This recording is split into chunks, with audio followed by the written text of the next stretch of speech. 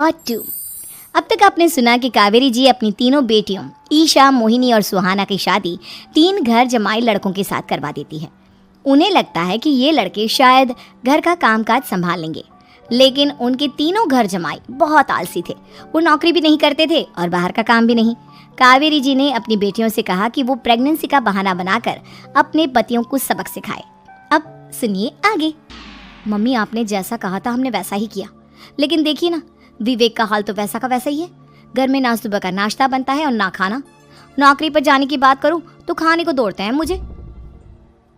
हाँ मम्मी, मैंने भी सुमित को कितनी बार कहा कि अगर नौकरी नहीं करनी तो कोई छोटी सी दुकान ही खोल लो। घर का खर्चा कैसे चलेगा? देखो दोपहर के 12 बजने आए और जनाब अभी तक सो रहे हैं। हाँ मम्मी, ईशा और सुहाना ठीक कहती हैं। अविनाश का भी यही हाल है। जब मैंने अपनी प्रेगनेंसी के बारे में कहा तो मुझसे कहने लगा, अरे दूसरी लड़कियां तो 9-9 महीने तक नौकरी करती है, बस डिलीवरी के टाइम छुट्टी लेती है। मोहिनी, तुम भी नौकरी करो। अब मुझे कहाँ नौकरी मिलेगी?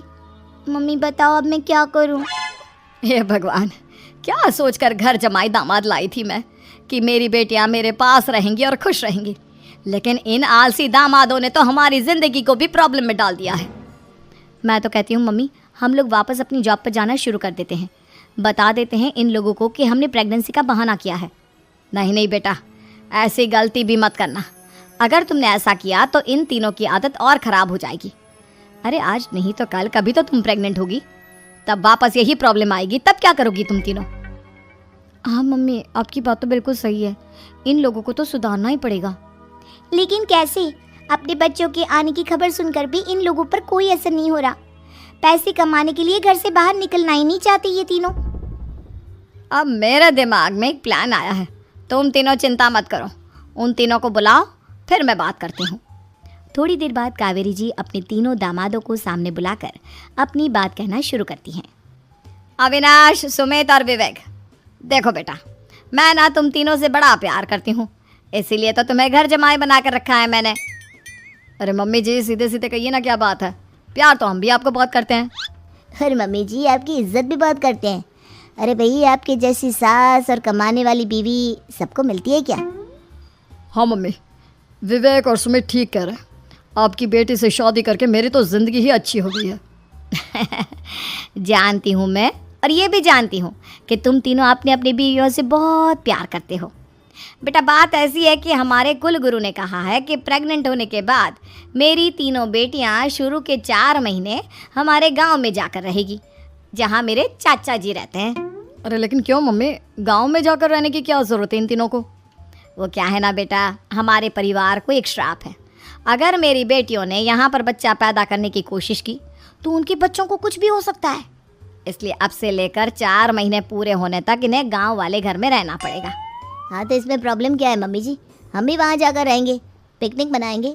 अरे भाई, बीवी जहाँ हम भी वहाँ। हाँ यार, आइडिया तो बहुत अच्छा है। शहर की ज़िंदगी में रह रहकर परेशान हो चुके हैं, अब कुछ दिन गांव में बिताएंगे। तुम लोग समझने की कोशिश क्यों नहीं करते? तुम में से कोई भी वहाँ नहीं जा सकता, और मैं यहाँ रहूँगी ना तुम तीनों के साथ। 4 महीने की तो बात है, उसके बाद ये तीनों ही लौट कर आ जाएंगी। ठीक है मम्मी जी, अब हमारे बच्चों का सवाल है तो ये तो करना ही पड़ेगा। कावेरी अपनी तीनों बेटियों को कुछ दिन के लिए घर से बाहर कहीं दूसरे शहर में रहने के लिए भेज देती है। कुछ दिनों के बाद, अरे मम्मी जी, बहुत दिन से पिज्ज़ा नहीं खाया, मंगवाइए ना। क्या बताऊं बेटा, पहले तो बेटियां खर्चा दे देती थी क्योंकि उनकी नौकरी थी, लेकिन अब तो मेरे पास पैसे ही नहीं बचे। थोड़े बहुत पैसे हैं जो बच्चों की डिलीवरी में काम आएंगे। लेकिन मम्मी जी, आपकी बेटियों को वापस आने में तो अभी बहुत वक्त बाकी है। वही सोच सोच कर परेशान हो रही हूँ। सोच रही हूँ कल से दूध भी बंद करवा देती हूँ। अब दूध वाले को देने के लिए पैसे भी तो नहीं है ना। अरे नहीं नहीं मम्मी जी, अगर दूध भी बंद करवा दोगी तो मुझे चाय कहाँ से मिलेगी? और चाय के बिना मैं तो मर ही जाऊँगा। क्या करूँ बेटा, इसके अलावा हमारे पास कोई ऑप्शन नहीं है। मेरे पास पैसे ही नहीं बचे। इस तरह कावेरी जी धीरे धीरे अपने तीनों दामादों को पैसे देना बंद कर देती हैं और घर में खाने पीने की चीज़ें लाना भी बंद कर देती है। अब वो तीनों बुरी तरह से परेशान होने लगे थे, और इसलिए एक दिन तीनों प्लान करके घर से बाहर निकलते हैं। और बाजार में जाने के बाद, यार अच्छा खाना खाए हुए कितने दिन हो गए, पता नहीं कब अच्छा खाना मिलेगा। हमारी बीवियों के जाने के बाद तो हमारी हालत भिखारियों जैसी हो गई है यार। कुछ भी हो, मुझे तो आज पिज्ज़ा खाना ही खाना है। जेब में 1 रुपया नहीं है और पिज्ज़ा खाएगा, कहाँ से आएंगे पैसे? अरे देख वहाँ सामने बोर्ड पर क्या लिखा हुआ है, कंप्यूटर पर काम करने के लिए एक आदमी की आवश्यकता है। भाई मैं तो जा रहा हूँ, काम करूँगा और शाम तक पैसे लाकर आराम से पिज्ज़ा खाऊंगा। जा जा, तुझे कोई काम नहीं देने वाला, हम तो घर जा रहे हैं। चल भाई सुमित। सुमित और अविनाश वहाँ से चले जाते हैं और विवेक उस कंप्यूटर शॉप पर सारा दिन काम करके 5,000 रुपये कमा कर घर लौट कर आता है और अपने खाने के लिए अच्छी अच्छी चीज़ें भी लेकर आता है।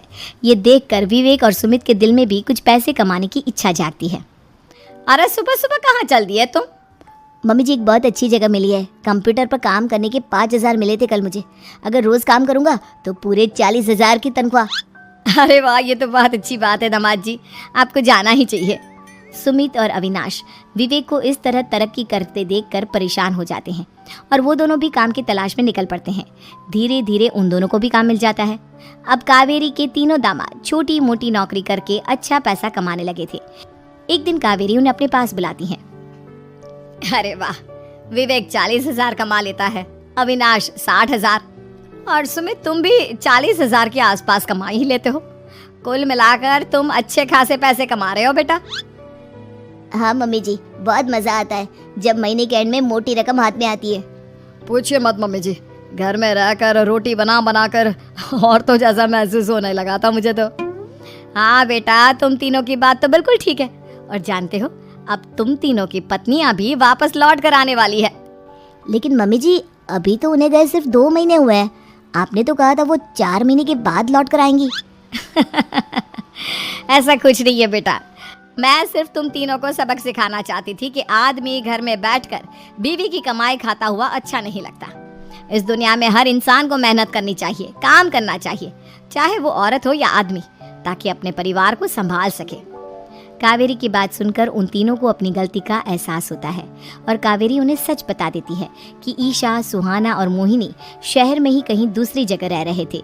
शाम के वक्त उन तीनों की पत्नियां लौट कर आ जाती है और कावेरी जी का परिवार एक खुशहाल परिवार की तरह रहने लगता है।